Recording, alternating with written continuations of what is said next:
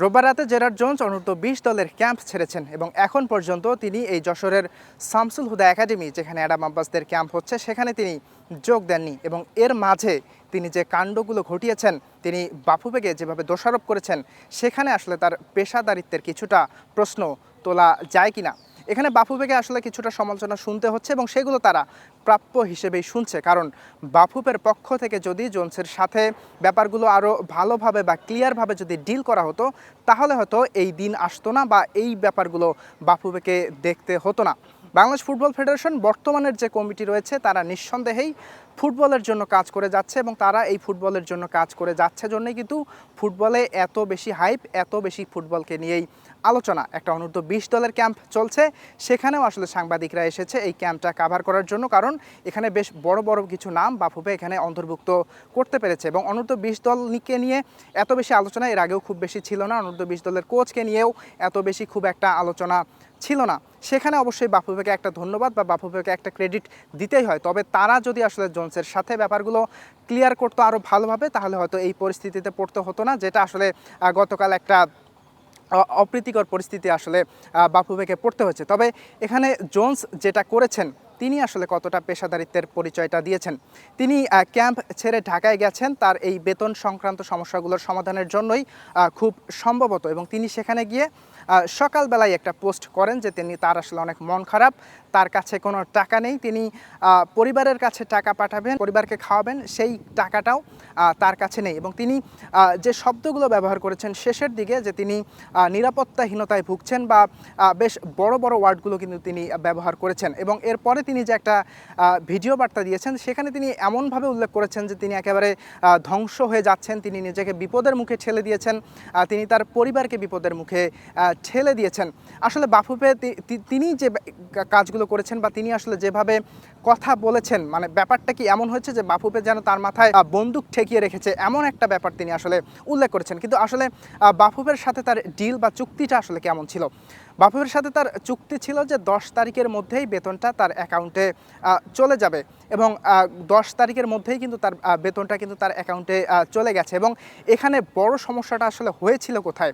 এখানে বড় সমস্যাটা হয়েছিল তার যে অ্যাকাউন্ট, তার অ্যাকাউন্ট থেকে টাকাটা তার দেশের যে অ্যাকাউন্ট রয়েছে বা তার পরিবারের কাছে যে অ্যাকাউন্টে টাকাটা পাঠাবে, এইখানে সে এই টাকাটা পাঠাতে কিছুটা বিলম্ব হচ্ছিল। এবং যেটা তিনি আসলে টাকাটা পাওয়ার পরের যে পোস্ট, সেখানে তিনি কিন্তু এই ব্যাপারটা খুব ভালোভাবেই উল্লেখ করে দিয়েছেন যে ব্যাংকিং কিছু ইস্যু বা ব্যাংকিং ঝামেলার কারণেই আসলে টাকাটা পেতে তার সমস্যা হচ্ছিল। আসলে সমস্যাটা মূলত কিন্তু সেখানেই হচ্ছিল। কিন্তু তিনি আসলে যেভাবে সোশ্যাল মিডিয়ায় এসে যে অভিযোগ করেছেন বাফুফের সাথে, তিনি যদি সেটা না করে বাফুফের সাথে সরাসরি যদি আলোচনা করতেন, সেখানে আসলে ফলাফলটা আরও ভালো হতো কিনা। কারণ তিনি যে কাজটা করেছেন, সেটাই আসলে ফুটবল ফ্যান যারা রয়েছেন এবং বহির্বিশ্বেও তো বাংলাদেশের জন্য একটা নেগেটিভ ইমপ্রেশন তো তৈরি হয়েছে। এবং এই যে ফুটবলার যারা এসেছেন, বিশেষ করে অ্যাডাম আব্বাস মাত্র 3 দিন আগে এসেছেন, বা তিনি একদিন এসেই একদিন পরেই কিন্তু দেখেছেন যে একটা ক্যাম্প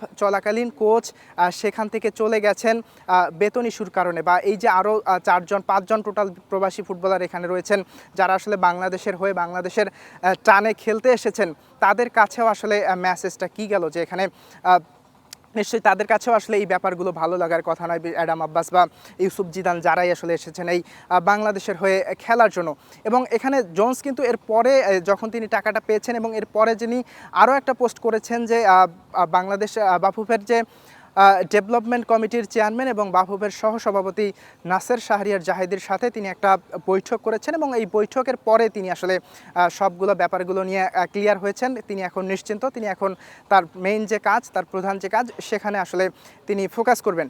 তো ব্যাপারটা হচ্ছে, যদি আসলে বাফুফের সাথে বসেই যদি তার সব কিছু ক্লিয়ার হয়ে যায়, তাহলে তিনি কেন সোশ্যাল মিডিয়ায় এসে এই ব্যাপারটাকে আসলে জানানোর প্রয়োজন মনে করলেন? এখানে আসলে একজন কোচ এই কাজটা আদৌতে করতে পারে কিনা, তার পেশাদারিত্বের পরিচয় পরিচয়টা নিয়ে কিন্তু এখানে বড় একটা প্রশ্ন নিঃসন্দেহেই তোলা যাবে। এখানে আরও একটি ব্যাপার আসলে উল্লেখ করতে হয়, এই জেরার্ড জোন্স তিনি আসলে এত বেশি সোশ্যাল মিডিয়ামুখী, যে কোনো কিছুই আসলে তিনি এই ফেসবুকে শেয়ার করেন। তিনি কোথায় ইন্টারভিউ দিচ্ছেন, তিনি গণমাধ্যমের সাথে কথা বলছেন, সেগুলোও কিন্তু তিনি তার সেই পেজে শেয়ার করেন। এবং এখানে তিনি যখন আসলে এই বেতনের বিষয়গুলো তিনি আসলে উল্লেখ করলেন, তখন আসলে আমি কিছুটা কনফিউজ ছিলাম যে আদৌ এটা তার সত্যি অ্যাকাউন্ট নাকি এটা একটা ফেক অ্যাকাউন্ট। কারণ একজন কোচ তার প্রফেশনালের জায়গা থেকে, তার প্রফেশনালিজম থেকে তিনি এই কাজটা আদৌতে আসলে করতে পারেন কিনা।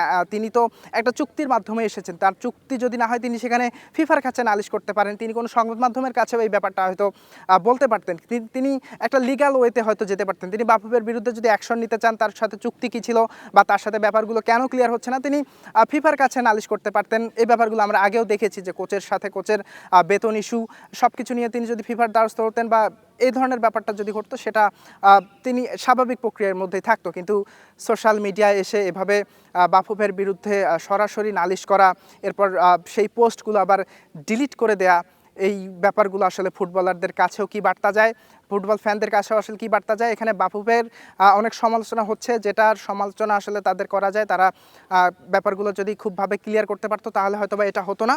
তবে এখানে আসলে জেরার্ড জোন্সও কিন্তু প্রশ্নের বাইরে চলে যাওয়ার তার কোনো সুযোগ নেই।